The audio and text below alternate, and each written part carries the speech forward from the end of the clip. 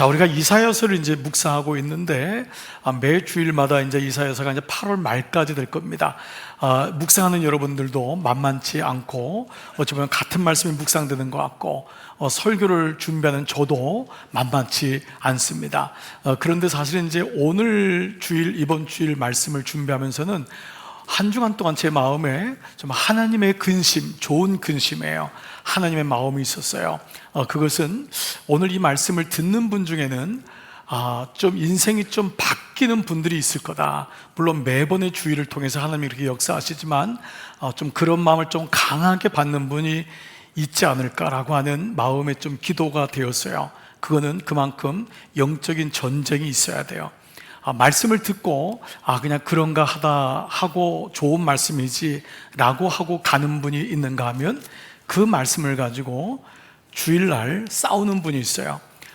영적으로 굉장히 스트러글하고 이 말씀이 내 말씀이구나, 그래서 내가 남은 인생을 이렇게 살면 안 되겠구나 라고 하는 마음을 가지고 도전을 가지고 돌아가는 분도 적지 않습니다. 제가 오늘 말씀은 특별히 여러분 중에 부닥침이 있는 분들이 적지 않을 거예요. 특별히 좀 젊으신 분들에게는 그런 마음이 있으리라 생각하고, 나이와 관계없이 오늘 말씀이 여러분에게 잘 들려주시고, 그래서 저도 한번 최선을 다해서 오늘 주시는 말씀을 나누려고 하는데, 여러분 꼭 말씀이 여러분 삶의 영에 부닥치시기를 주의 이름으로 축복합니다.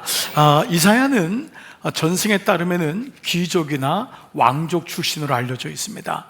그래서 그는 마지막에 궁정 예언가로, 예언자, 선지자로 살았어요. 히스기야가 죽었을 때, 그 죽을 병에 걸렸을 때 히스기야에게 병을 선언한 것도 그 사람이었어요.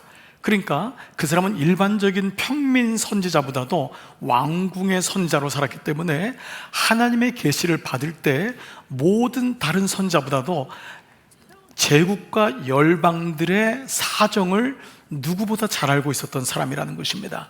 즉, 그래서 그는 역사에 능총한 자였고, 모든 제국이 무너지는 것을 그냥 단순히 계시로만 받은 것이 아니라 왜 그들이 무너질 수밖에 없었는지를 역사를 통해서, 많은 정보를 통해서 알 수 있었다는 것이죠.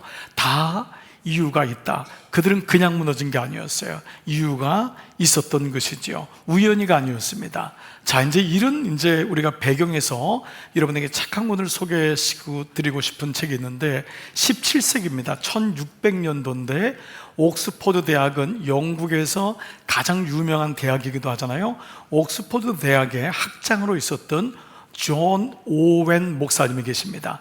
이분이 채플에서 젊은 사람에게 설교를 했는데, 그때 일종의 어떤 종교 개혁이 일어나요. 젊은 사람들이 죄와 떠나게 되는 일이 일어나고 자기가 얼마나 육적인 사람인가를 회개하는 역사가 일어나는데, 그 채플에서 설교했던 것들을 묶은 것이 바로 존 오웬의 죄 죽이기라고 하는 책입니다. 이 책은 목회자들에게는 아주 필독서입니다. 그 정도로 오늘날까지도 읽히는 책인데, 이 설교를 통해서 너무도 많은 사람들이 내가 얼마나 우연히 알게 모르게 죄를 짓고 있었고 육적인 삶을 살고 있었는지를 보게 되었던 것이죠. 이 책의 제목이 죄 죽이기인데 소재가 강력합니다. 육신을 죽이지 않는 사람은 육신에게 죽임을 당한다 라는 것입니다.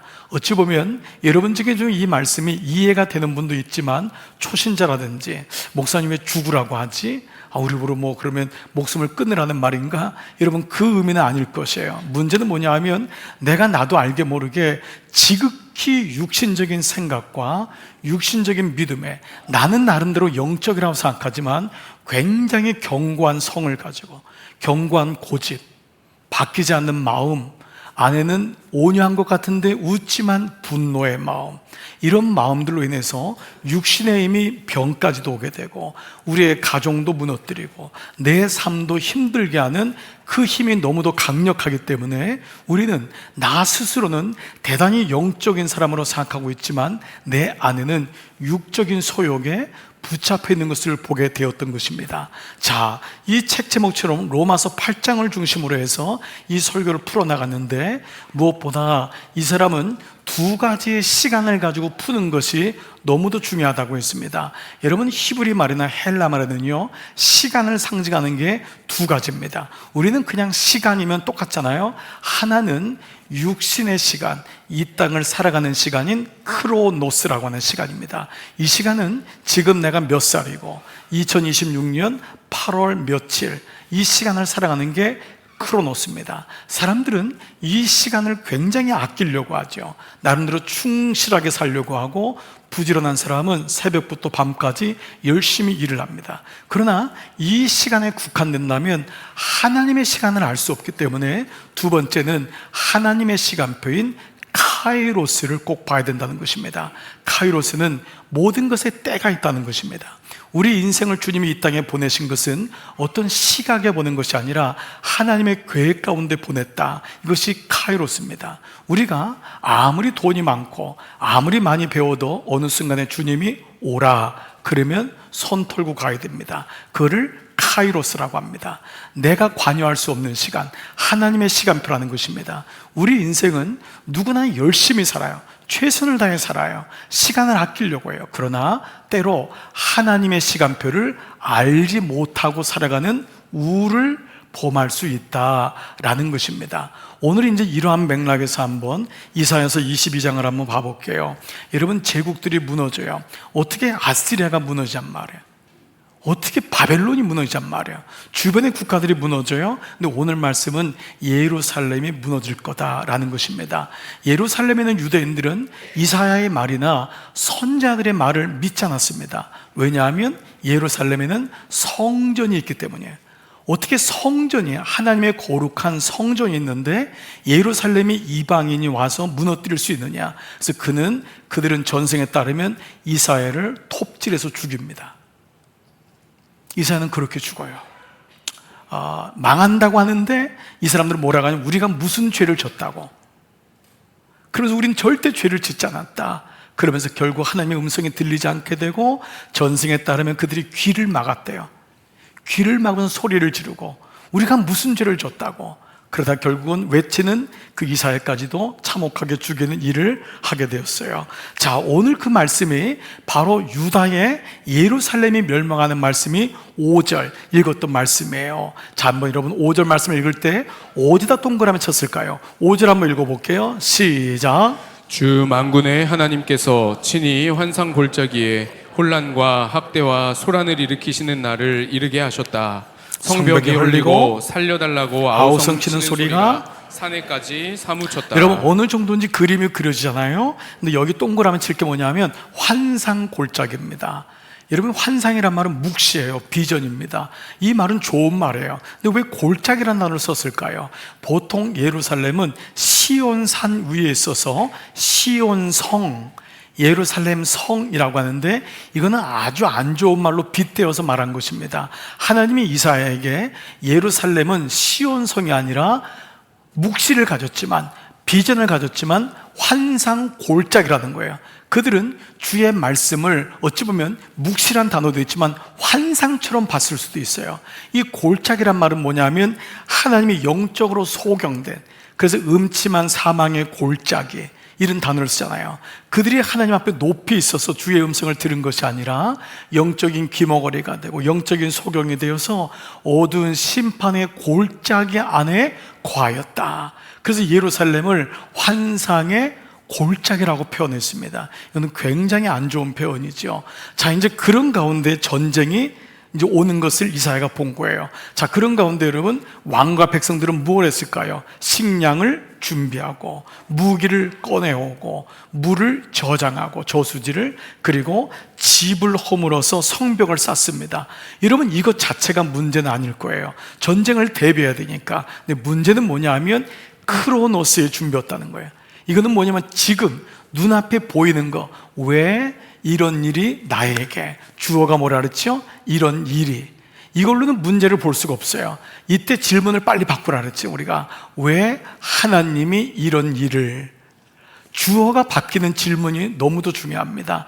많은 사람들이 문제가 오면은 왜 이런 일이 내 아이에게, 왜 이런 일이 우리 집에, 주어가 뭐죠? 이런 일입니다. 그런데 이사야는 묻는 거예요. 왜 하나님이 이 일을 우리에게 허락하셨을까라는 질문으로 바꾸라는 거예요.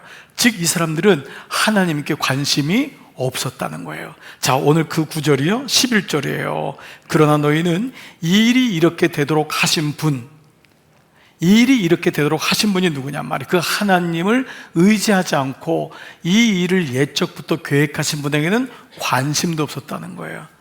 이 사람은 그냥 문제가 생기면 문제 해결하기가 바쁜 거예요. 그러니까 고난이 또 와도 고난을 통해 주시는 하나님의 어떤 음성이나 하나님의 계획을 알지 못한 채 그냥 문제 하나 해결하고 또 가고, 문제 하나 오면 또 해결하고, 이런 식으로 될 수밖에 없었던 것이죠. 그래서 하나님은 이 일을 통하여서 이스라엘 백성이 하나님께로 돌아오기를 원하셨던 것이죠. 회개하기를. 그러나 이스라엘은 회개하지 않아요. 자, 그 구절이 13절이에요.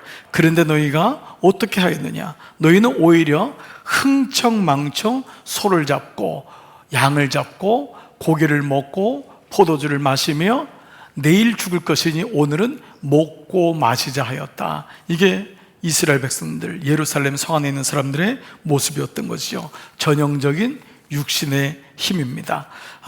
크로노스, 바로 눈앞에 있는 것밖에 보지 못할 때 뇌 최선으로 세월을 아끼고 뇌 최선으로 이스라엘의 그 바벨론의 전쟁을 막을 수는 있지만 하나님에게 대한 관심이 없는 거예요. 하나님의 일을 보지 못하는 모습인 것입니다. 자, 우리가 이번 한 주 동안 계속적인 말씀이 제국들과 열방들이 무너지고 이제 오늘 유다와 예루살렘이 무너지고 있죠. 근데 그 이유가 뭐냔 말이에요. 이거를 이사야가 우리에게 묻는 거예요. 그들이 가난했기 때문에, 정치적으로 문제가 있었기 때문에 그게 아니라는 거예요. 이미 전조 증상이 있었다는 거예요. 전조 증상이. 자, 그게 뭐냐 하면 오늘의 무너짐의 전조 증상이 그들이 육이 커질 때 육의 힘을 무시하고 이거를 방치했을 때라는 거예요. 여러분, 이게 이스라엘 역사에 계속 반복돼요. 그들은 가난할 때 망하지 않았어요. 문제가 있을 때는 오히려 주님 앞에 나갔어요. 그런데 오히려 육의 힘이 커질 때가 사실은 기도할 때고, 이때가 사실은 영적으로 깨어있을 터인데 인간이 그렇지 않습니다. 편안하면은 기도하지 않는 거예요. 그러다 보니까 전조 증상을 보지 못하는 일이 있었다는 것이죠. 여러분, 우리가 부모가 아이가 좋은 일이 있으면 무조건 좋아하지 않습니다. 애는 좋아하지만 부모는 좋아하지 않아요. 왜냐하면 이 아이가 이 일로 인해서 혹이나 하나님을 멀리 할까 봐, 이런 마음이 있잖아요. 그래서 뭐라 그러죠? 잘 될 때 조심해야 된다. 깨어 있어야 된다. 세상 사람들은 잘 되면 박수 쳐줘요. 그런데 부모는 달라요. 부모는 잘 될 때 오히려 마음에 근심이 있어요. 하나님의 근심인 거예요. 이 마음이 있는 거예요. 저는 교우들이 이렇게 소식을 들으면서 안 되고 힘들 때 뭐 더없이 마음이 아파요. 그럴 때 뭐 더 마음이 막 아프고 힘들고, 그런데 어느 순간 잘 된다고 할 땐 더 기도가 돼요. 좋은 소식이 올 때 더 기도가 되게 되는 거예요. 이런 표정이 별로 안 좋은 지금 그 마음을 여러분 이해가 되시나요? 네, 이게 굉장히 중요한 부분이더라고요. 그러니까 오늘 이 무너짐의 전조가 뭐냐 하면 그들의 육의 힘을 무시하고, 육이 커지는 거거든. 그거를 무시하게 되고 그걸 방치했을 때라는 거예요. 그래서 오늘 말씀은 우리에게 이때 오늘 우리에게 주신다면 이 말씀이 여러분 중에 혹이나 지금 내가 육의 힘이 너무 강해서 지금 나에게 유혹이 너무 크거나 좀 문제가 있거나 내가 알게 모르는, 나는 모르지만 내가 영적인 힘은 지금 소멸되고 육의 힘이 오히려 영적인 힘을 막고 있거나 이런 게 여러분이 오늘 말씀을 통해 깨달아진다면, 오늘 이 말씀을 우리에게 주신다면 공동체적으로나 가정적으로나 개인적으로나 이 말씀이 우리에게는 분명한 반면교사가 된다는 것입니다. 유다가 망했다는 것은 성도라고 해서, 교회에 나온다고 해서 모든 고난이나 어려운 일에서 예외가 된다는 것은 결코 아닙니다.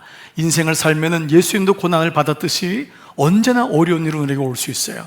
그러나 그 가운데 오늘 이 말씀이 영적인 반면교사가 되어서 특별히 우리 인생 속에서 육적인 힘이 커질 때 어떤 경계를 세우고 영적 장치를 어떻게 가져야 되느냐, 이 말씀을 중심으로 세 가지로 나눠서 여러분과 말씀을 나누고 싶습니다. 첫 번째는 육의 힘이 커질 때 육의 힘은 뭐로 다스려야 되냐면 기도로 다스려야 한다는 것입니다. 자, 제가 한번 읽어볼게요. 육의 힘을 기도로 다스려야 됩니다. 이거는 어떤 생각이나 마음으로 절대 가능하지 않아요. 자, 왜 기도로 다스려야 되는지를 한번 보겠습니다. 먼저 우리가 어떤 존재인지를 아는 것이 중요합니다. 여러분은 육으로 다 이 몸을 보시죠. 몸을 보니까 우리의 관심은 육이죠. 거울을 보고 늙어가는 것이 싫기도 하고 더 예뻐지고 싶고 더 멋있어지고 싶고, 육에 대한 모든 관심이, 세상은 TV만 트는 순간에 모든 게 다 육입니다. 모든 게 다 육이에요. 제가 이민교회를 오래 섬겼잖아요. 이민교회를 오래 섬기다 보니까 미국에서 우리 한국이 점점 잘 사니까 여름에 한국을 가는 분들이 점점 많아졌어요. 근데 어느 날 한국에 가는데 잠깐 가는 게 아니라 한 달, 두 달을 멀리 이렇게 가는 거예요. 그런데 갔는데 어느 때부터인가 갔다 오신 분들이 못 알아보겠는 거예요. 그래서 그때 교인 교회 주소록 사진을 다 바꿔야 된다. 못 알아보는 거예요. 분명히 저분이 김 집사인데 이상하게 바뀌어가지고 오는. 그래서 근데 같은 병원에서 다 했는지 똑같은 거예요. 그래서 너무 이상한 일이 많아진 거예요. 물론 여러분, 이거 자체가 문제는 되지 않을 거예요. 우린 다 예뻐지고 싶은 그런 욕구가 있죠. 근데 문제는 뭐냐 하면 이 세상의 모든 것이 육에 대한 관심을 가져요. 그러다 보니까 내가 어떤 존재인지를 모르는 거예요. 내가 어떤 존재인지를 모르는 거예요. 여러분, 독수리의 새끼인데 자기가 닭 가운데 있으니까 병아리인 줄 아는 거예요. 독수리는 날 수 있는데 날지를 못하는 거예요. 여러분, 이런 예가 얼마든지 많이 있어요. 자, 우리가 하나님이 우리를 육으로 지으셨어요. 육은 소중해요. 그러나 성경은 우리를 육적인 존재라고 얘기한 적이 한 번도 없어요. 우리는 영적인 존재라는 거예요. 아멘. 자, 보세요. 창세기 1장 2장 7절, 여호와 하나님이 땅의 흙으로 우리를 만드셨어요. 그래서 남자는 흙으로, 먼지로, 여자는 뭐죠? 뼈다구로 만드셨어요. 그래서 여자분이 센 이유가, 여러분은 본 차이나 만들 때부터 벌써 뼈다구예요. 남자들은 뭐 센 것 같은데 보니까 다 그냥 바람 불면 날아가요. 그러니까 여자분들은 달라요. 고난이 와도 견디고, 벌써 엄마는 다르잖아요. 아줌마 힘이 막 세요. 왜냐하면 여러분의 재질은 뼈다구기 때문에 그래요. 그렇지만 뼈다구도 흙도 여러분 소멸되는 거예요. 그런데 중요한 건 뭐냐 하면 그 코에 뭘 넣었다고요? 생기를 넣었다는 거예요. 이 생기가 루아흐라고 하는 단어인데 이게 하나님의 영이에요. 우리가 흙으로 만들어졌지만 우리 안에 하나님의 영이 들어가니까 우리가 어떤 존재가 되냐면 살아있는 영적 존재가 된다는 거예요. 우리를 처음부터 만들 때부터 하나님은 우리는 영적인 존재라는 거예요. 육을 가지고 만들었지만 육은 한계가 있어요. 땅에 묻으면 다 흙으로 돌아가는 거예요. 그러나 영은 그렇잖아요. 그렇기 때문에 생명, 우리가 영적인 존재가 된다는 거예요. 여러분, 이것이 바로 성령을 받으라의 푸뉴마, 루하흐, 똑같은 말이에요. 히브리 말로는 루하흐, 하나님의 영, 호흡이에요. 바람이에요. 그 코의 생기를 루아흐, 예수님이 성령을 받으라, 이 말도 똑같은 하나님의 영, 성령이라는 거죠. 자, 그래서 우리가 어떤 존재죠? 영적인 존재로 지음을 받은 줄 믿습니다. 그렇기 때문에 우리가 내가 영적인 존재인 것을 알 때 비로소 육의 힘이 컨트롤되고 육의 힘이 통제가 되는 것은 내 의지나 내 생각이 아니라 기도가 될 때, 기도로 육을 다스릴 때 비로소 기도를 통해 하나님의 영과 내 영이 만날 때 비로소 영이 살아나는 것입니다. 우리의 영은 육이 강하면 죽어요.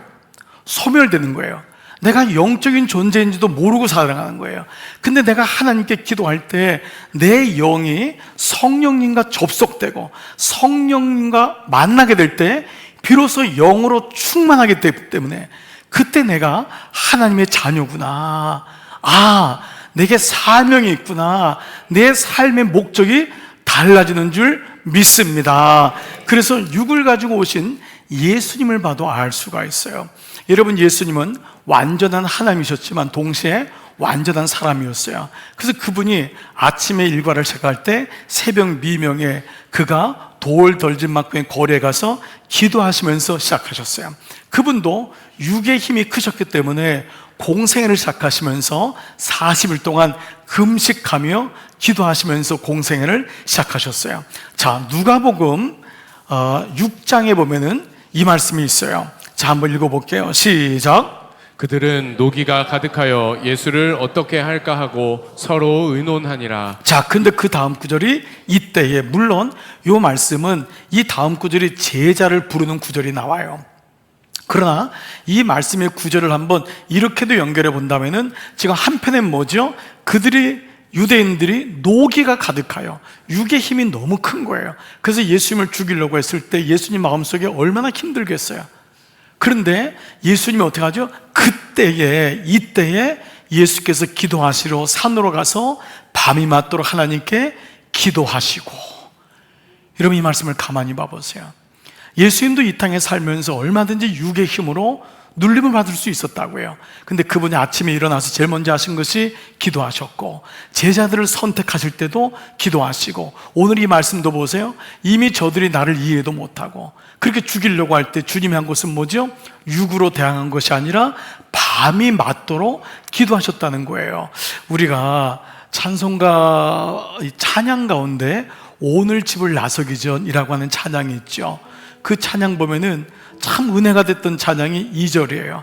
여러분, 우리 안에 남자든 여자든 우리 안에 가지고 있는 게 분노입니다.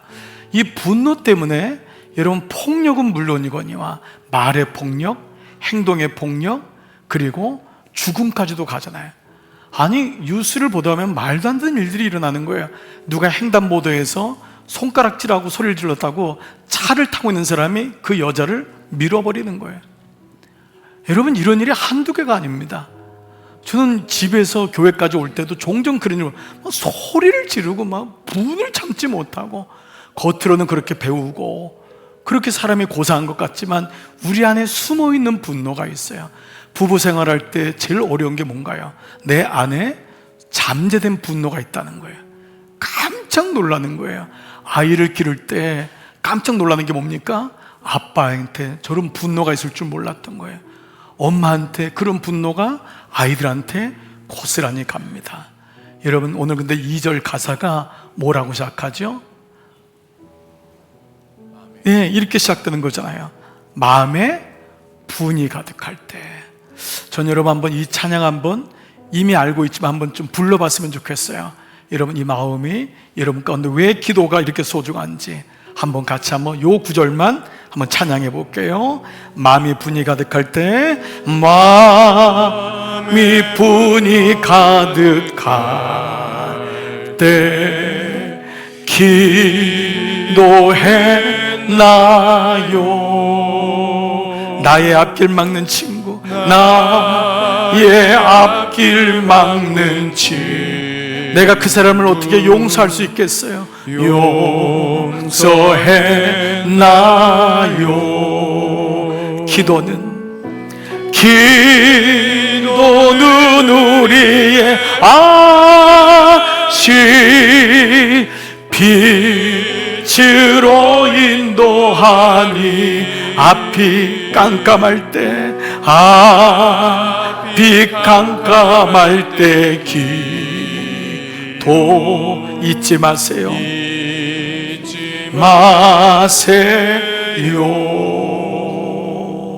여러분 어떠세요?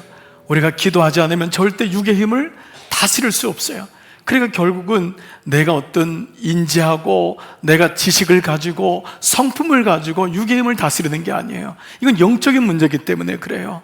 영적인 문제는 영적인 걸로 해결해야 된다고요. 하나님 앞에 기도할 때 여러분 성령이 말할 수 없는 탄식으로 기도하게 하는 거예요. 그 마음이 풀어지고 그 마음에 하나님의 은혜가 임할 줄 믿습니다. 여러분, 예수님이 십자가 질 때 겟세마네 동산에 올라갔을 때 제자들의 모습도 보세요. 마태복음 26장, 제자들에게 왔는데 그 자는 것을 보시고, 육신의 잠이 아니에요.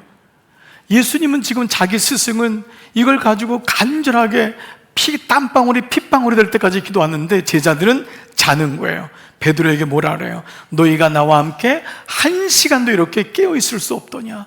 그래서 여기든 성경 구절에 이 성경학자들은 이 1시간이 원어로도 1hour예요. 1hour.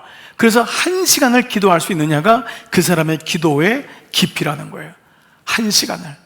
저희도 금요 성령 집회 시간에 지금 계속 시간을 조금씩 늘려가는 이유도 그거예요.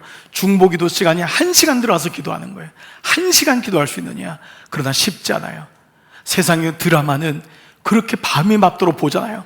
오늘도 여러분 지금 주무시는 분 중에는 어젯밤에 너무 많은 걸 지금 보시느라고 그 시간 가는 줄 모르는데 이게 영적인 부분인 거예요. 1시간을 깨어 있을 수 없냐? 그러면서 뭐라 그러죠? 시험에 들지 않게 뭐예요? 그 다음 구절 봐보세요. 깨어서 기도하라. 시험이 올 때, 이런 마음에 분란이 오고 어려울 때 이걸 이길 수 있는 방법이 뭐예요? 기도밖에 없다는 거예요. 기도. 마음에는 원이로되 육신이 약하도다. 이 말씀은 육신이 허약하도다가 아니에요. 육신에게 지는도다. 육신의 힘이 강하니까 기도할 수 없는 거예요. 그래서 여러분 그 길을 만드셔야 돼요. 여러분이 기도를 처음에 좀 약한 분이 있어요. 기도하는 게 힘들 수도 있어요. 그러나 영적으로 보면은 기도의 자리에 나가지 못하는 것은 시간이 없어서만은 아니에요. 육의 힘이 강하면 예배도 드리기가 어려워요. 기도하기가 어려워요. 그래서 영의 힘이 살기 시작하면요, 기도 시간이 그리워지는 거예요. 갈급해지는 거예요. 어떻게든지 나가서 기도해야지만이 내 영이 산다는 것을 아는 거예요. 아멘. 여러분, 이 현실을, 내 영적인 스테이터스, 내 부분을 보셔야 돼요. 주님, 제가 지금 육이 너무 강합니다. 그러다 보니까 영이 너무 지금 죽어 있다는 모습을 보게 되는 것이죠. 그렇습니다. 기도는 육의 힘을 줄이고 성령의 힘을 키우는 가장 강력한 길이에요. 사랑하는 여러분, 여러분을 기도의 시간으로 초청합니다. 그리고 여러분 멀리 있더라도 그 시간을 온전히 기도의 시간으로 들이세요. 우리 교회에는 멀리서 오시는 분이 많잖아요. 그러니까 모든 시간은 다 금요성 옆에 올 수 없어요. 그러나 그 시간대에 못 오더라도 그 시간을 구별해서 함께 기도하고, 그런 시간들이 너무 소중한 거예요. 이게 바로 카이로스의 시간인 거예요. 하나님의 음성을 듣고 하나님의 계획을 알 수 있는 카이로스의 시간. 크로노스에 갇혀 있으면 절대 기도할 수 없다는 것입니다. 결국 자기의 정체성을 알지 못하고 사명도 발견하지 못하게 되죠. 두 번째 원리가 있습니다. 육의 힘에는 반드시 경계를 세워야 합니다. 다 같이 읽겠습니다. 시작. 육의 힘에는 경계를 세워야 합니다. 경계는 뭐예요? 울타리를 세우는 거, 바운드를 세워야 됩니다. 여러분, 울타리가 없으면 마음대로 넘나드는 거, 이건 좋은 게 아닙니다. 집에는 울타리가 있는 거예요. 보호막이 있는 것과 마찬가지입니다. 육의 힘 중에서 가장 센 것 중에 하나는 바로 쾌락입니다. 쾌락은 육체적인 욕망이 변질된 것을 가리켜서 쾌락이라고 합니다. 하나님은 우리에게 즐거움을 주셨어요. 성적인 즐거움도 주고 기쁨입니다. 부부 사이에 그런 성적인 즐거움을 통해서 알게 하셨습니다. 이 삶 가운데 성적인 즐거움을 눈을 뜨기도 합니다. 그러나 이것을 쾌락이라고는 하지 않습니다. 쾌락은 러스트입니다. 이거는 굉장히 자기중심적입니다. 그리고 즉각적입니다. 기다리거나 상대방을 배려하지 않죠. 즐거움이 변질된 영역이에요. 그래서 이것은 마치 불과 같아서 영적 장치와 경계를 세우지 않으면은 본인은 물론 온 집을 태웁니다. 그리고 그것으로 세월을 낭비하게 됩니다. 오죽하면 예수님이 마태복음 18장에서 만일 내 손이나 내 발이 너를 범죄하게 하거든 찍어내버리라. 여러분, 예수님이 무슨 정육점 하시는 분도 아니고 뭐 이렇게 말을 과격하게 하세요? 아니, 예수님이 이런 분 아니잖아요. 예수님이 이 사랑의 분인데 이게 뭐죠? 내 영혼이 죽을 거 봐요. 내 영혼이 죽을 거 봐. 그래서 실제로 내 눈이 죄지으면 빼어 던지라. 초대교회는 스스로 고자된 자들이 있었습니다. 스스로 자기의 생식기를 끊고, 여러분 그 말대로 하는 건 그 문제가 있지만 그만큼 영적으로 갈급함이 있었던 거예요. 영혼에 대한, 순결에 대한 그 마음을 가졌던 것이죠. 우리가 이를 위해서 두 가지의 경계와 영적 장치를 좀 말씀드리고 싶어요. 먼저는 자신의 연약함을 인정하는 것입니다. 뭐냐면 나는 육에 약합니다. 이거를 인정하는 게 중요합니다. 나는 절대 유혹 안 받아. 여러분, 남편이 아내에게 걱정하지 마, 나는 절대 시험에 안 들어. 여러분, 그 사람은 아주 주요 대상입니다. 나는 절대 미혹 안 받아. 나는 여인을 돌같이 봐. 그거 굉장히 문제가 있는 사람입니다. 그건 정신병자거나 아니면은 문제가 있는 거예요. 나이가 많아도 상관없습니다. 여러분, 이것은 모든 사람에게 자신의 육적인 힘에 대해서 인정해야 돼요. 나는 얼마든지 유혹에 넘어질 수 있다는 것을 스스로 인정해야 됩니다. 고백해야 됩니다. 두 번째는 자신을 믿지 말고 경계와 영적 장치를 부단히 세워야 됩니다. 자신이 스스로 통제할 수가 없습니다. 이 부분이 지혜가 와야 됩니다. 크로노스의 그 앞에 있는 것만 보는 쾌락의 힘은 굉장히 강력합니다. 그래서 이성을 봐도 육적인 대상으로 봅니다. 그러나 카이로스는 영혼을 봐요. 그 사람의 인격을 보게 되는데, 크로노스의 사랑은 그 사람을 육으로밖에는 보지 않습니다. 정욕의 대상으로 보게 됩니다. 크로노스는 싸울 힘이 없습니다. 카이로스의 은혜가 와야지만이 정욕을 싸워서 이길 수가 있습니다. 베드로전서 2장 11절 보면은 사랑하는 자들아, 나그네와 행인 같은 너희를 권하노니 영혼을 거스려 싸우는 육체의 정욕을 제어하라. 만만하게 보지 말라는 것입니다. 육체의 정욕을 잘 다스려야 된다는 것입니다. 제어하지 않으면 안 됩니다. 하나님이 은혜를 주시지만 그 은혜를 가지고 경계를 세우고 영적 장치를 세우는 것이 너무도 중요합니다. 우리 기독교의 초기 기독교 역사는 광야 수도원에서 공동체 생활을 시작했어요. 지금에 있는 이 교회가 기독교의 원형이 아닙니다. 도시교회는 흩어져서 나 혼자 다 사는 거예요. 내 마음대로 살다가 주일날 한 번 보니까 그때밖에 보질 못해요. 그러나 초기 기독교가 왜 공동체 생활을 했냐면 육의 힘을 제어하기 위함이었어요. 같이 만나야지만 죄를 덜 짓고 죄를 고백하는 공동체와 지체가 있어야 됐던 거예요. 부부끼리, 목원끼리, 친구끼리 서로 바운더리가 되어주고 서로 영적 장치가 되어줘야지만이 그 사람이 믿음의 경주를 끝까지 완주할 수 있기 때문이에요. 여러분 중에는 많은 목사님들 때문에 시험을 당하거나 어려운 분들도 적지 않습니다. 저 같은 목사들이 대부분 참 많이 약합니다. 그래서 완주하는 게 쉽지 않습니다. 대부분 마지막에 다 걸려 무너지는 경우들이 너무도 많이 있습니다. 저는 지난 36년 동안 목회하면서 너무도 적지 않은 성도들이 잘 달려가다가 경계와 바운더리, 영적 장치를 우습게 봄으로 무너지는 가정들을 또한 많이 봤어요. 초대 기독교 역사에서는 그래서 금식이라든지 혹은 영적인 훈련들, 피정, 혹은 홀로 있는 침묵의 시간, 이런 시간을 주기적으로 가짐으로 자기의 육적인 힘을 돌아보는 시간을 가졌어요. 그래서 초기 기독교 때는요, 목회자가 교인들에게 권면할 때 그 교인이 육적 힘이 커지거나 죄를 범하거나 공동체의 질서를 어지럽힐 때는 벌이 뭐였냐면 일주일 금식이었어요. 금식시키는 거였어요. 그리고 피정을 보내서 기도원이나 수양강에 가서 일주일 동안 회개하고 거기서 있다가 오는 거였어요. 그래서 여러분, 제가 2부 때도 있지만 다음 주에 명단을 여러분 만들어서 여러분 드릴 테니까 여러분 하루 금식, 닷새 금식, 일주일 금식을 통해서 자기를 스스로 돌아보는 시간을 가졌어요. 감리교의 창시자인 존 웨슬리 목사님은 일주일에 3번을 정기적으로 금식함으로 자기를 돌아봤어요. 여러분, 이러한 믿음의 사람들도 영적으로 자기를 돌아보는 경계와 바운더리, 영적 장치를 했던 거예요. 그리고 믿음의 공동체와 믿음의 지체들에게 자기가 어느 부분에 약한지를 서로 나눴던 거예요. 적용해 볼게요. 여러분은 어느 부분이 약한가요? 여러분 집에는 어느 부분이 약한가요? 술인가요? 음란인가요? 도박인가요? 마음의 분인가요?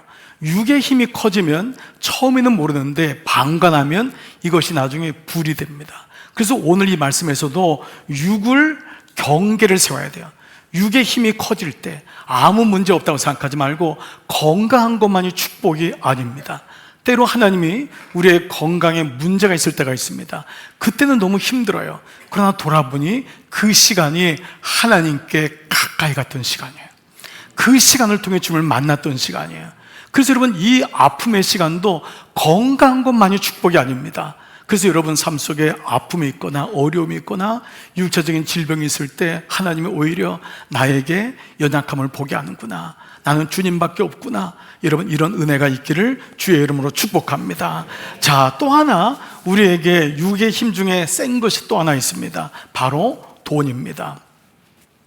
물질, 돈의 힘은 생각 이상입니다. 그래서 믿음이 성숙한다는 것은 자기의 성품, 자기의 육의 힘을 조절하고 통제하듯이 돈도 잘 다스려야 됩니다. 물질은 그 자체가 절대 악이거나 선이 아닙니다. 중성입니다. 근데 물질은 잘 사용하면 선한 것이 되지만 물질에 힘이 있기 때문에 물질의 통제를 당하면 물질의 노예가 될 수 있습니다. 성경에 돈 얘기가 굉장히 많이 나옵니다. 여러분, 예수님이 지옥 얘기보다 돈 얘기를 더 많이 했다면 믿으시겠습니까? 그랬습니다. 그만큼 돈이 시험이 될 수 있는 가능성이 있기 때문에 그렇습니다. 또한 역으로 말하면 하나님 나라를 이루는데도 물질은 너무도 유용한 툴입니다. 그 물질을 통해, 기업을 통해 벌었던 것이 선하게 영혼을 위해 쓰임받고, 여러분 젊은 사람들이 공부를 할 수 있고, 여러분 얼마나 귀합니까? 그러나 물질의 힘을, 여러분 여기를 잘못 바운드를 세우면은 물질의 노예가 된다고 했어요. 성경은 구약에서부터 11조로 구약의 돈의 경계를 얘기하고 있어요. 이것은 돈이 사람을 지배하는 힘이 있기 때문에 그래요. 돈에 대한 성경적인 바운더리를 세우지 않으면은 주님이 참 공급자라는 사실을 잊어버리게 돼요. 내가 일했기 때문에, 내가 머리가 좋으니까, 내가 좋은 직장을 얻었으니까 여기서 멈추게 됩니다. 이 일은 결국 주님으로부터 멀어지게 되고 물질 때문에 필히 사람과의 관계가 어긋나기 시작합니다. 자, 디모데전서 6장 10절, 돈을 사랑함이, 돈 자체 문제가 아니에요. 돈을 사랑하는 거예요. 주님보다 돈을 더 사랑함이 일만하게 뿌리가 되나니 이것을 탐내는 자들은 필히 미혹을 받아요. 유혹을 받아서 믿음에서 떠나게 된대요.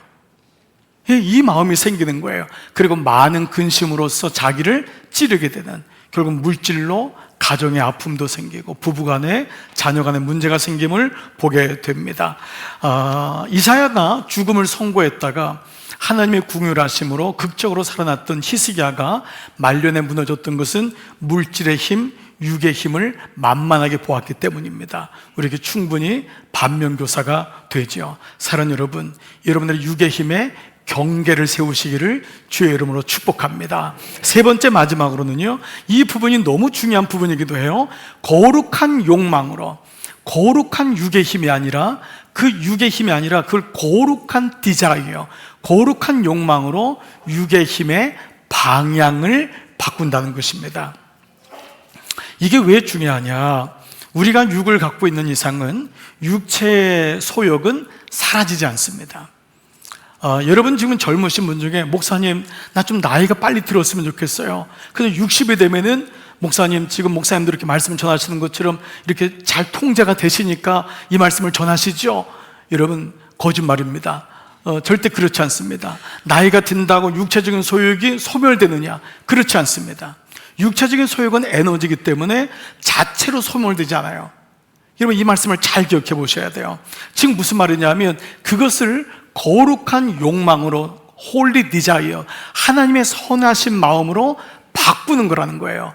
자, 에너지는 그 자체로 소멸되잖아요. 믿음은 에너지 싸움이라 그랬잖아요. 에너지는 나이가 든다고 소멸되는 것이 아니라 에너지는 다른 것으로 대치가 되는 거예요. 아멘. 여러분 보십시오. 사울 한번 들어볼게요. 하나님의 사람 사도 바울 말이에요. 사도 바울은 굉장히 육에 충만한 자였어요. 그 육에 대한 열심은 따라갈 사람이 없었어요. 그래서 그 사람에 대해서 빌립보서 3장 4절에 나도 육체를 신뢰할 만하며 본인 스스로가 육체를 신뢰하는 거예요. 이 사람은 학교, 배경, 그 당시 로마 시민권 하나 꿀릴 게 없는 거예요. 그래서 육체를 나는 신뢰할 만한 거예요. 그렇죠? 이해가 되시죠? 만일 누구든지 다른 사람이 육체를 신뢰할 것이 있는 줄로 생각하면 나는 더욱 그러하다. 자기는 육체적인 힘으로 충만한 거예요. 자, 그랬던 그가 그리스도를 만나면서 예수님이 그의 인생에 들어오면서 그의 육의 충만이 하나님의 영적인 갈망으로 바뀌어요. 자, 이 말씀을 한번 볼게요. 7절, 8절. 그러나 시작. 그러나 무엇이든지 내게 유익하던 것을 내가 그리스도를 위하여 다 해로 여길 뿐더러 또한 모든 것을 해로 여김은 내 주 그리스도를 예수를 아는 지식이 가장 고상하기 때문이라는 거예요. 이 말의 원어는 뭐냐면 바로 그리스도 때문입니다. 이렇게 번역이 돼요. 내가 이렇게 바뀐 것은 그분이 내 인생에 들어오면서 나의 에너지가, 나의 육을 향한 에너지가 바뀌었습니다 라고 하는 거예요. 성경에 나온 하나님의 사람들은 육적인 소욕이 없었던 사람이 아니에요. 모든 사람이 육적인 소욕이 있어요. 근데 육적인 소욕이 있었던 사람에게 예수 그리스도가 들어오게 되면서부터 그의 육적인 소욕이 영적인 갈망으로 바뀌는 줄 믿습니다. 여러분, 이걸 가리켜서 뭐죠? 하나님 나라의 삶이 된 거예요. 나는 옛날에 나의 삶이 되었던 거예요. 내 기업, 내 가족, 내 자식, 내가 주인인 거예요. 근데 그에게 예수 그리스도가 들어가게 되면서 그의 삶이 바뀌는데 하나님 나라의 삶으로, 이걸 가리켜서 성교적 삶으로 바뀌는 것을 얘기하는 거예요. 땅의 삶, 자신을 위한 삶에서부터 방향이 바뀌는 거예요. 자, 다시요. 믿음은 에너지의 전환이라고 했어요. 이게 굉장히 중요한 원리예요. 에너지는 스스로 소멸되는 것이 아니라 다른 것으로 대치가 되는 거예요. 여러분, 아이가 게임을 좋아하는데 게임이 스스로 끊습니까? 절대 아니에요. 게임보다 좋은 것이 들어오면 게임을 끝나는 거예요. 아이가 다른 것에 붙잡혀 있잖아요. 중독은 그 자체로 끊는 게 아니에요. 이것보다 더 좋은 것을 찾아야 돼요. 그래서 내가 그리스도 예수를 아는 지식이 가장 고상하다는 거예요. 가장 고상한 것이, 가장 밸류, 가장 가치가 있는 것이 내 인생에 들어오니까 이제껏 내가 가치가 있는 줄 알고 있었던 것이 아니라는 것을 알게 된 거예요. 아멘. 여러분, 이것이 거듭남이에요. 믿음의 인지가 바뀌는 거예요. 그러니까 이게 없어지는 것이 아니라, 소멸되는 것이 아니라 대치된다는 거예요. 자, 빌립보서에 있는 말씀 한번 볼게요. 4장 6절 메시지 성경이에요. 마음을 졸이거나 염려하지 마십시오. 이게 말처럼 되나요? 염려는 에너지예요. 마음의 두려움은 그 자체로 에너지인 거예요.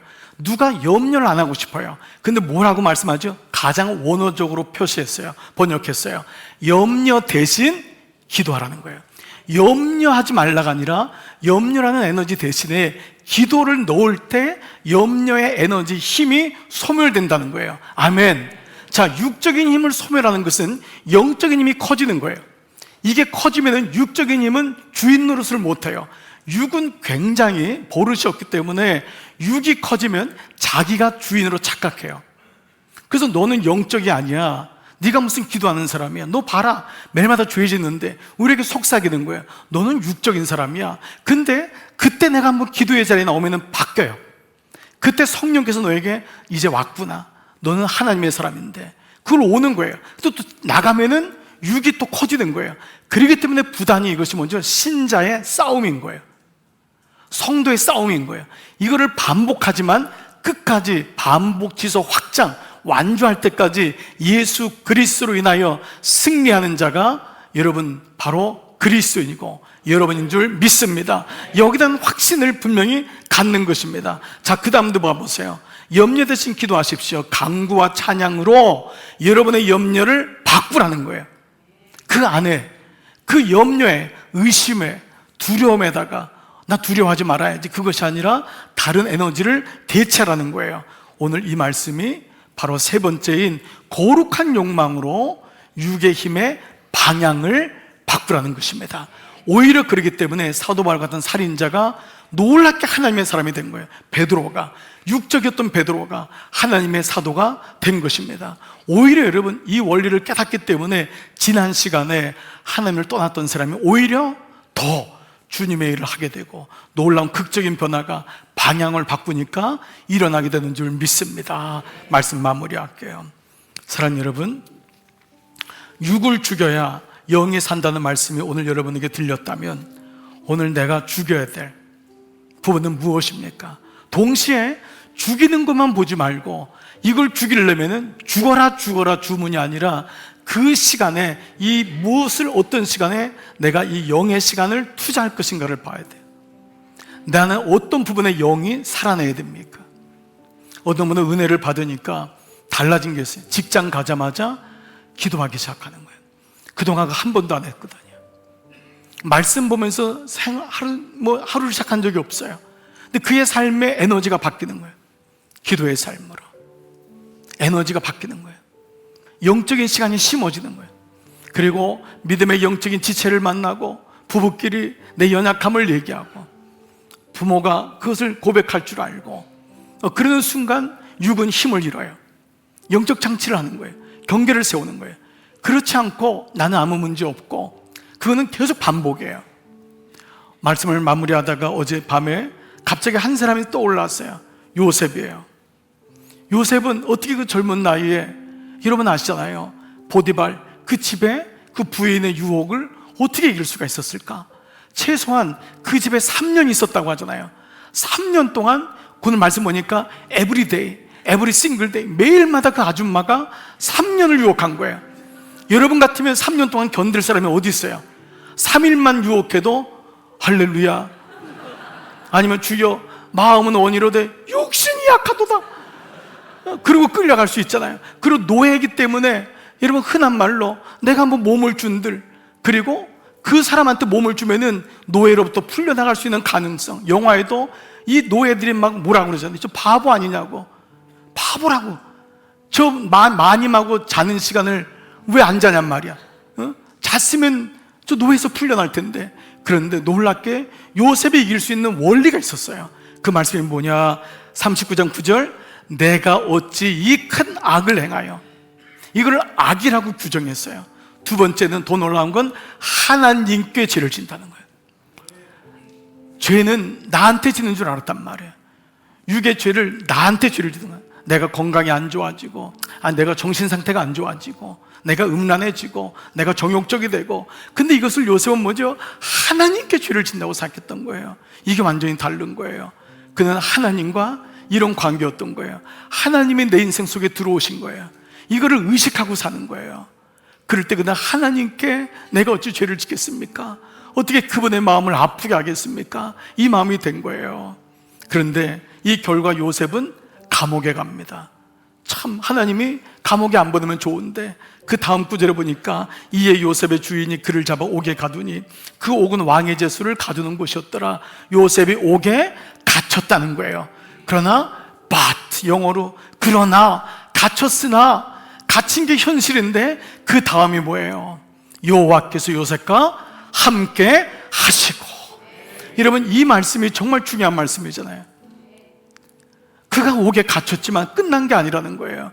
이 말씀에 대한 주석이 죄를 거절한다고 당장 인생이 편해지는 건 아니지만 죄를 거절하는 사람에게 하나님은 함께 하십니다. 여러분, 오늘 이 구절이 여러분에게 들리기를 축복합니다. 말씀을 다 마무리할게요. 처음에 말씀드렸던 존 오웬, 죄를 죽이기, 이것이 옥스퍼드 대학교에 있었던 수많은 젊은이들의 마음에 너무도 찔리는 마음이 되었고, 그들이 일어난 것이 옥스퍼드 리바이벌, 옥스퍼드 부흥의 어떤 빌미가 됐어요. 그때 본문이 뭐였냐면 로마서 8장 12절 14절, 이걸 가지고 몇 번의 설교를 했고, 그게 죄 이기기, 죄 죽이기, 그 책이었어요. 오늘 이 말씀의 구절을 여러분 다 같이 한번 읽으면서 오늘 말씀을 마무리하고 싶어요. 사도 바울은 모든 죄에 대해서 얘기했어요. 그러면서 결론을 내는 거예요. 그러므로 같이 시작. 그러므로 형제들아, 우리가 빚진 자로, 복음의 빚진 자예요. 복음의 빚진 자로 돼 시작. 육신에게 져서 육신대로 살 것이 아니니라. 너희가 육신대로 살면 반드시 죽을 것이로되 영으로서 몸의 행실을 죽이면 살리니 무릇 하나님의 영으로 인도함을 받은 사람은 곧 하나님의 아들이라. 여러분, 이 말씀이 여러분에게 들려주셔서 이번 한 주간 동안 여러분 일승하는 거예요. 그러면서 우리 한 주 한 주 가보자고요. 그럼 분명히 주님께서 여러분에게 이김을 주시고 여러분 분명히 승리하게 되는 은혜가 있을 줄 믿습니다. 아멘. 이런 말씀 노트 다 드시고요. 다 한번 자리에서 일어나 볼게요. 우리 마지막 찬양은 우리 찬송가를 한번 불렀으면 좋겠어요. 여러분 많이 옛날에 불렀는데 내가 매일 기쁘게 술래길 행함은, 여러분 이 찬양은 한번 우리가 좀 박수치면서 찬양하려고 해요. 그래서 이 찬양 옛날에 부흥성회 때 많이 불렀는데 우리 믿음의 선조들, 믿음의 우리 어른들이 이 찬양을 부르면서 좁은 길을 갔어요. 이 찬양 부르면서 육의 일을 제어하고 내 안에 있는 육의 힘이 커질 때마다 이 찬양 부르면서 끝까지 승리했던 찬양입니다. 여러분 좀 감사한 마음으로 같이 한번 박수하면서 이 찬양 고백하고 여러분 세상에 파송하겠습니다. 내가 매일 기쁘게 술래의 길 행함은 주의 발이 나를 안보함이요. 내가 주의 금복을 받는 참된 비결은 주의 영이 함께함이라. 성령이 계시네, 할렐루야 함께하시네. 좁은 길을 걸으며 밤낮 기뻐하는 건 주의 영이 함께함이. 전에 죄에 빠졌죠.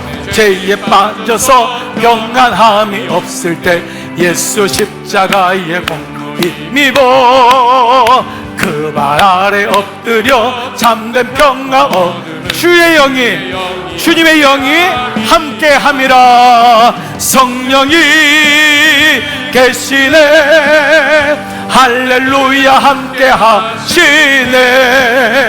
좁은 길을 걸으며 밤낮 기뻐하는 것 주의 영이 함께함이. 나와 동행하시고 모든 염려 아시니 나는 숲의 새와 같이 기쁘다. 내가 기쁜 마음으로 주의 뜻을 행함은 주님의 영이 나와 함께 하시기 때문입니다. 성령이 계시네, 할렐루야 함께 하시네. 좁은 길을 걸으며 그래도 밤낮 기뻐할 수 있는 것은 주의 영이 함께함이. 세상 모든 욕망과 나의 모든 정욕은 십자가에 이미 못을 박았네. 어두움이 지나고 무거운 짐 벗으니 주의 영이 함께함이. 성령이 계시네, 할렐루야 함께하시네. 내가 비록 좁은 길을 걸을지라도 밤낮 기뻐할 수 있는 것은 주의 영이 함께함이라. 한번 우리 두 손 높이 들고 성령이 계시네, 할렐루야 함께 하시네. 좁은 길을 걸으며 밤낮 기뻐하는 것 주의 영이 함께 함이라.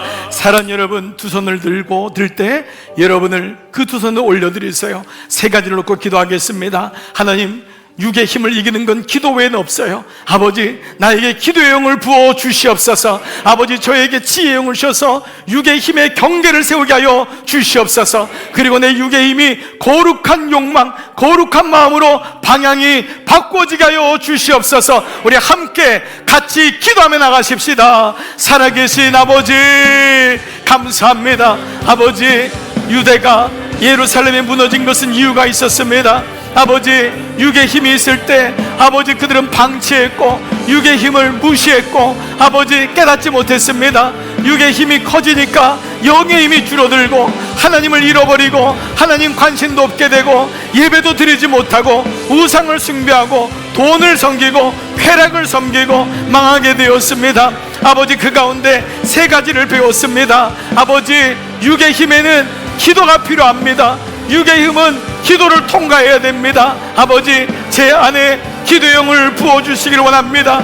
육의 힘을 기도로 다스리게 하여 주시옵소서. 한 시간도 깨어있을 수 없더냐, 한 시간도 깨어있을 수 없더냐. 아버지 오늘부로 우리 교회 안에 기도의 영이, 기도의 부흥이, 기도의 불길이 곳곳마다 일어나게 하셔서 목장마다 기도운동이 일어나게 하시고 가정마다 기도운동이 일어나게 하시고 금요 성령 집회, 수요 예배, 주일 예배마다 흩어져 있는 종들에게 기도형이 일어나게 하시고 양육받는 종들에게 기도형이 일어나게 하시고 가정 예배가 일어나게 하여 주시고 기도가 회복되기를 원하옵고 기도합니다. 기도 외에는 유가 없나니 아버지 육의 힘은 기도로 다스리라고 합니다. 아버지 육의 힘에 경계를 세우기를 원합니다. 바운더리가 세워지고 영적 장치가 세워져서 내 연약함을 고백하고 아버지 나를 믿지 말고 경계와 영적 장치를 부단히 세우기를 원하옵고 기도합니다. 아버지 제어하라고 했습니다. 영적인 육적인 욕망을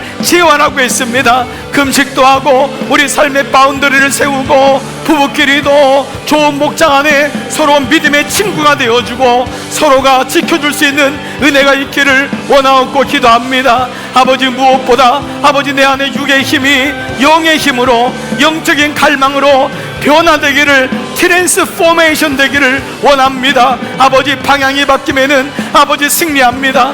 방향이 바뀌면은 이겨낼 수 있습니다. 사도 바울도 육의 힘이 영의 힘으로 바뀌었을 때 아버지 염려 대신에 기도가 들어가니까, 염려 대신에 찬송과 강구가 들어가니까 그의 삶이 바뀌었습니다. 아버지 나의 에너지가 하나님을 향한 하늘나라의 에너지로 바뀌고 아버지 나의 에너지가 하나님 선교적인 에너지로 바뀌게 하시고 아버지 주님의 가장 고상한 기쁨을 깨닫는 우리 모두가 될 수 있도록 인도하여 주시옵소서. 3부 예배 나온 종들을 축복합니다. 이번 한 주간 일승하기를 원합니다. 곳곳마다 주의 부흥이, 주의 기도형이 일어나서 주님 우리 절대로 육의 힘에 지지 말게 하시고 끝까지 승리하는 우리 모두 될 수 있도록 인도하여 주시옵소서. 주님을 찬양합니다. 주님 영광 받으시옵소서. 성령이 계십니다. 할렐루야 함께 하십니다.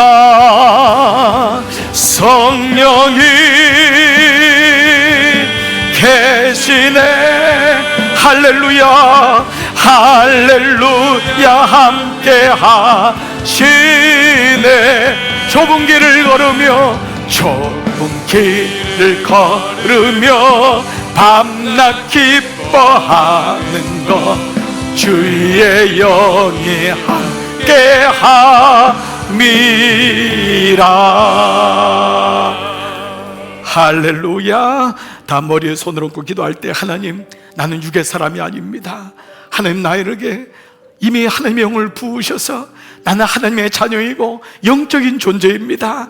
아버지 내가 비록 범죄하기도 하고 내가 때로는 육의 힘이 강해질 때도 있지만 나는 본시로 하나님의 생기를 받은 하나님의 사람입니다. 하나님의 딸입니다. 주님 나에게 주의 영으로 다시금 충만하게 임하여 주시옵소서. 아버지 세상은 육의 힘으로 득세하지만 오늘 예배드리는 하나님의 자녀는 나에게는 성령이 계시고 내 안에는 하나님의 영으로 충만하기 때문에 나는 그 길을 걸을 때만이 기쁘고 나는 그 길을 살 때만이 내 안에 생명이 일어남을 믿사오니 한 분 한 분 머리로부터 발끝까지 주의 영으로 충만케 하여 주시옵소서. 그래서 다시 기도의 자리, 말씀의 자리로 나와서 충전을 받고 충만함 받고 우리의 삶의 방향이 달라지는 선교적인 삶, 하나님 나라의 삶으로 변화시킬 줄 믿습니다.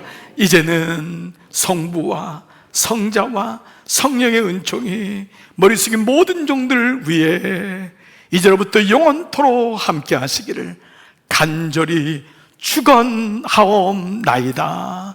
아멘. 할렐루야. 아멘. 아멘.